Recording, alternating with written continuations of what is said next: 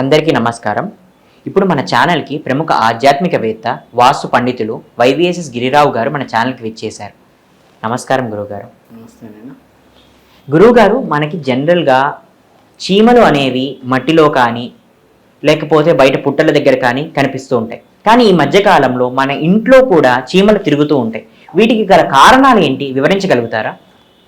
ఈ క్రిమి కీటకాదులు అన్నీ కూడా ఒక్కొక్క దానికి కొన్ని శకున శాస్త్రంలో కానీ లేకపోతే గుడ్లగోబ ఇంట్లోకి వస్తే దోషం వస్తుందంటే, గుడ్లగోబ ఇంట్లోకి వచ్చి కనుక వెళితే, మన ఇంటి లోపలికి కనుక వచ్చి వెళితే అది ఇతని 6 నెలల్లో మరణం సంభవిస్తుంది ఎవరో ఒకరికి అనేది ఎంత నిక్కచ్చిగా చెప్తారో. అలాగే మీకు అసలు ఒక బ్రహ్మాండమైన ధార్మికమైనది, ఇది లౌకికమైనవి. ఇప్పుడు మీరు చెప్పేది శకున శాస్త్రం అనేది లౌకికమైనది. లేకపోతే ఇటు దీంట్లోకి ఆధ్యాత్మికతలో కూడా ఒక శ్లోకం ఉంది చీమల గురించి. పిపీలకాది బ్రహ్మ పర్యంతం అని చెప్తారు. పిపీలకం అంటే తెలుసా మీకు? ఆ పిపీలకాది బ్రహ్మ పర్యంతం అనే పదంలో, శ్లోకంలో పిపీలకం అంటే తెలుసు కదా? చిన్న క్యాజువల్, చాలా చిన్న చీమ. అంటే మనకి ఈ తమలపాకును కనుక నాగవల్లి అని ఏదో హర్రర్ సినిమా తీశారు ఒకటి. నాగవల్లి అంటే తమలపాకు అంటే చాలామందికి తెలియవు ఇవన్నీ. గుడాన్నం ఇవన్నీ అంటే శాస్త్రం మనం నివేదన పెట్టి. అలాగేంటంటే పిపీలకాది బ్రహ్మ పర్యంతం అనే ధార్మికమైన దాంట్లో కూడా చీమ నుంచి మొదలు బ్రహ్మ దాకా ఉండేటువంటి బ్రహ్మాండం అంతా కూడా నాదే, నా సృష్టే అని ఎలా చెప్పారో, అంటే అక్కడ చీమని కూడా ధార్మిక శాస్త్రం ఐడెంటిఫై చేశారు. కానీ ఇక్కడికి వచ్చేసరికి ఏంటంటే, ఇవి శకునాల్లోకి వచ్చేసినట్టు ఏంటంటే, మీకు ఈ నల్లులు అనేవి ఒకటి ఉన్నాయి, తర్వాత చదపురుగులు అని కొన్ని ఉన్నాయి, చీమలు అని కొన్ని ఉన్నాయి. ఇందులోకి వచ్చేసరికి ఏంటంటే ఆ రెండు నెగిటివ్ ఎనర్జీకి కారణాలు అవుతాయి. ఏంటి? నల్లులు కానీ చదపురుగులు కానీ. అంటే చెద ఎప్పుడైతే వస్తుందో ఇంటికి మంచిది కాదు, అశుభం జరుగుతుంది అని ఇండికేట్ చేయడం కోసం చెద వస్తుంది. ఇటు లౌకికంగా చూసుకున్నా కానీ చెద వచ్చినప్పుడు ఏంటంటే, పూర్వం రోజుల్లో మీకు నిట్టాడులని ఉండేవి, కట్టేసి పెంకుటిల్లుగానే ఉండేవి. అంటే మొత్తం ఈ పెంకు మొత్తం కూడా దూలాల మీద ఆధారపడి బతుకుతుంది. అంటే ఇప్పుడులాగా ఐరన్ రాడ్స్ లేవు. అప్పుడు ఈ చెద వచ్చిందనుకోండి, చెద పైకి ఏంటంటే చక్కగా దూలంగానే ఉంటుంది, లోపల మొత్తం తినేస్తుంది. తినేసి సడన్గా అది ఇట్లా ఒత్తితే లోపల డొల్ అయిపోతుంది. అలాంటి రోజుల్లో అది సైంటిఫిక్గా కూడా చెద వచ్చిందంటే ఆ దూలాలను లోపల తినేసింది అనుకో, కిటికీలను లోపల తినేసింది అనుకో, మీకు ఇంట్లోకి ఎవరైనా దొంగ ప్రవేశించకుండా ఇప్పుడు సోఫిస్టికేటెడ్గా వచ్చేసి చక్కగా ఫోన్ చేసి వచ్చి గంజి ఇచ్చి ఇచ్చేది కాదు. పూర్వం ఎవరు లేనప్పుడు, తాళాలు వేసినప్పుడు కిటికీలోంచి వెళ్ళేవాళ్ళు. అలాంటప్పుడు ఏంటంటే చుట్టూ చెక్క పోయింది అనుకోండి, ద్వారబంధనానికి, అది అంటే అన్సెక్యూర్డ్.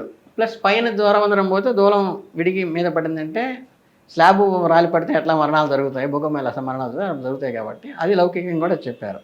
కానీ చెదపురుగు అనేది శాస్త్ర ప్రకారం శకునంలో దోషం అని చెప్పారు. అలాగే నల్లులు, మీరు మంచం మీద కానీ సోఫా మీద కానీ ఎక్కడైనా సరే నల్లులు విపరీతంగా వస్తున్నాయి అబ్నార్మల్గా.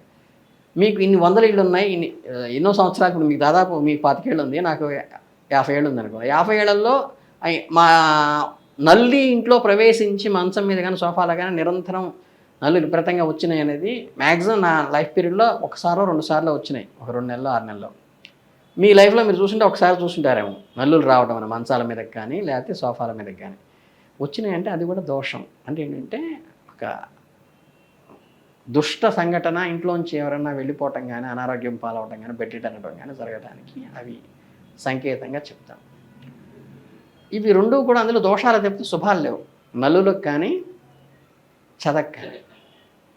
కానీ మీకు చీమలకు వచ్చేసరికి, పిపీలకాలకు వచ్చేసరికి ఏంటంటే శుభము అశుభము రెండూ కూడా వర్ణిస్తాయని చెప్పేసి శకునంలో చెప్పడం జరిగింది. దీంట్లో ఏంటి, మీకు ఎర్ర చీమలు అని ఉంటాయి.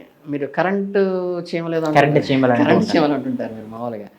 ఈ ఎర్ర చీమలు వచ్చేసేసి అశుభాన్ని కానీ, అంటే రెడ్ సిగ్నల్ అంటారు, రెడ్ సిగ్నల్ వేస్తే ఆగాలని చెప్తుంటారు. ఎరుపు అనేది రక్తానికి.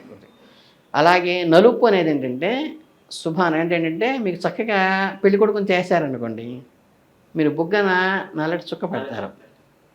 పసిపిల్లవాడు పుట్టాడు అనుకోండి, వాడికి ఈ అరచేతులు అరికాలికి నల్ల చుక్కలు పెడతారు. అట్లాగే నల్లటి తిల్బడ. మీకు వెంకటేశ్వర స్వామికి నామం పెడతారు తెలుసా మీకు? వెంకటేశ్వర స్వామికి మనందరం కలిక వైగానసులు వెంకటేశ్వర స్వామి పూజ చేసే వాళ్ళందరూ ఎల్లో కలర్ నామం పెట్టుకుంటారు, మధ్యలో ఎరుపు నామం పెట్టుకుంటారు. వైష్ణవులు తెలుగు నామం పెట్టుకుంటారు, మధ్యలో ఎర్రమా నామం పెట్టుకుంటారు. కానీ వెంకటేశ్వర ఏం పెట్టుకుంటారు తెలుసా? కస్తూరి తిలకేలలాట ఫల అంటే ఏంటంటే కస్తూరి అని ఉంటుంది. కస్తూరి ఏంటంటే అదే కలర్లో ఉంటుంది తెలుసా మీకు? నల్లటిది అనమాట. నల్లటి ఒక జ్యూరిలాగా ఉంటుంది కస్తూరి అనేది. కస్తూరి జింక నుంచి తీసింది. చాలా మంచి మధురమైనటువంటి వాసన వస్తూ ఉంటుంది. జాజికాయ, జాపత్రి వేళ, సుగంధ ద్రవ్యాలు. కస్తూరి అనేది ఒక సుగంధ ద్రవ్యం. ఈ వెంకటేశ్వర తెల్లటి నామం అంటే అది కూడా పచ్చకర్పూరంతో పెడతారు. దాని మధ్యలో నల్లటి మీకు అగరబత్తి పుల్లల్లే ఉంటుంది. అది కస్తూరితో పెడతారు. అది బ్లాక్, అది కూడా నలుపే.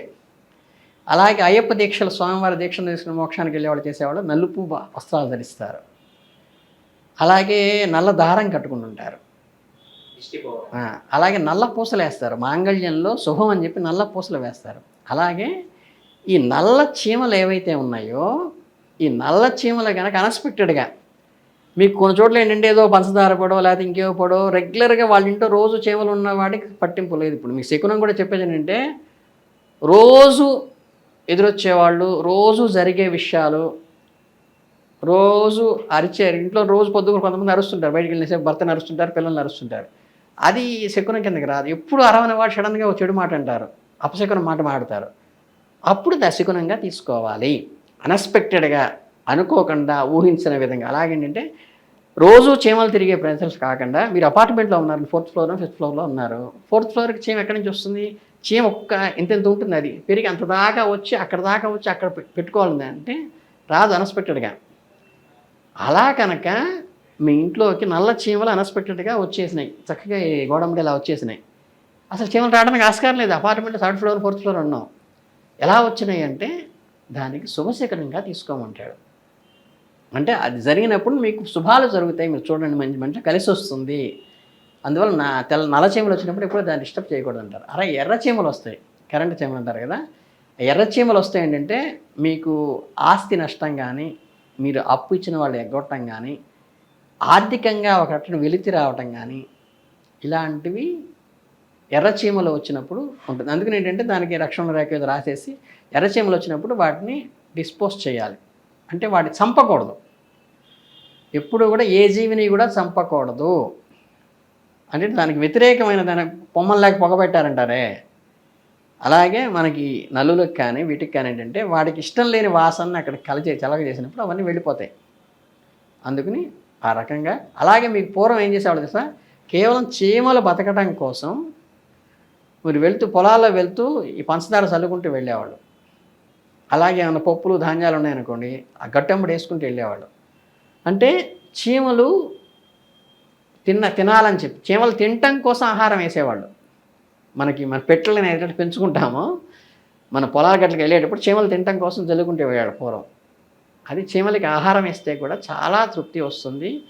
అదేంటంటే కష్టపడి అన్నీ సేకరిస్తుంది కాబట్టి దానికి ఆహారం ఇవ్వటం కూడా చాలా, అంటే శాస్త్రంలో ఇవన్నీ ఏంటంటే ఎంత మైన్యూట్గా కూడా చిన్న చిన్న జీవాలను కూడా మీరు కాపాడాలి అని చెప్పే దాంట్లో ప్రధానంగా ఈ చీమలకి, నల్లులకి, చెదపురుగులకి, బొద్దింకలకి వీటి నుండి ఏంటంటే చిమటలు అవి శకునం అన్నమాట, నెగిటివ్ అన్నమాట. సాలీళ్ళు కూడా నెగిటివ్నే, బూజు పట్టడం అన్నీ కూడా. చీమల గురించి లిమిటెడ్గా చెప్పుకోవాల్సిందైతే అంతవరకు ఉంటుంది. ధన్యవాదాలు గురుగారు. మన ఇంట్లోకి చీమలు రావటం వల్ల ఎలాంటి సూచనలు ఉంటాయి అని చాలా బాగా వివరించారు. ధన్యవాదాలు. చాలా సంతోషం.